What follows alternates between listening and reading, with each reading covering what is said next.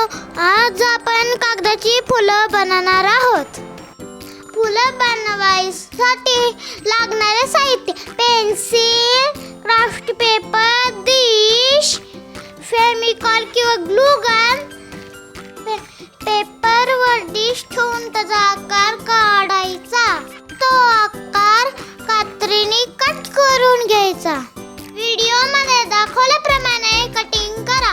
Cutting करताना आईची मदत घ्या.